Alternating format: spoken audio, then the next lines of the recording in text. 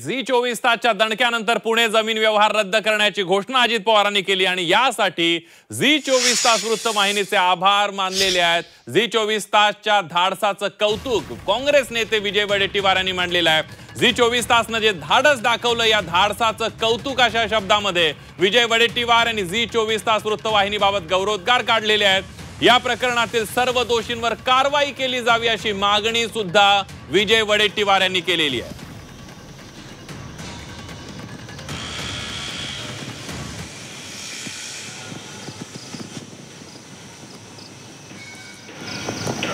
Zee 24 तासचे आभार, तुमच्या हिमतीला सलाम। हे प्रकरण तुम्ही काढलं आणि जो मूळ मालक आहे, जो दलित आहे, शोषित आहे, पीडित आहे, जे महारत्नाची जागा होती, हे चोरांचा सुडसुडाट तिथे येऊन ही जागा बडकवण्याचा जो काही प्रयत्न चालला होता त्याला रोखण्याचं काम झालं आणि हा व्यवहार रद्द झाला। आता ही जमीन मूळ जे याचे लीगल हेर आहेत, वारस आहेत, 274 लोक गेली 25, 30, 40 वर्षापासून ते या जमिनी ह्या जागेसाठी लढत आहेत।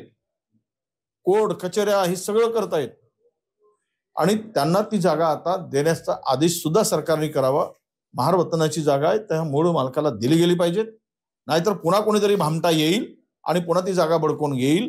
असे प्रकार होता कामा नयेत। मी सांगितलं की अजितदादांनी शहाणपणाचा निर्णय घेतला परत देण्याचा, ज्यांच्यावर गुन्हे झालेत, पण जे कोणी यामध्ये आहेत, ज्यांनी स्टॅम्प ड्युटीमध्ये एक्झम्पशन दिलं तो सुद्धा दोषी आहे।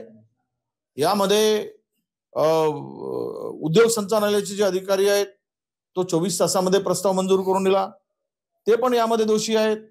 या सगळ्यावर आणि पार्थ पवारांचं काय की ज्यांच्या मालकीची कंपनी आहे, तो सुद्धा खुलासा या ठिकाणी झाला पाहिजेत। कारण चोर सोडून संन्याशाला फाशी होता कामा नये। मी एकाला अधिकार दिला ना, त्यांनी जाऊन सही केली तो मेला, अधिकार कोणी दिलेत हा सुद्धा प्रश्न येतो। आता नव्यानं पुन्हा घोटाळ्याची मालिका सुरू होईल।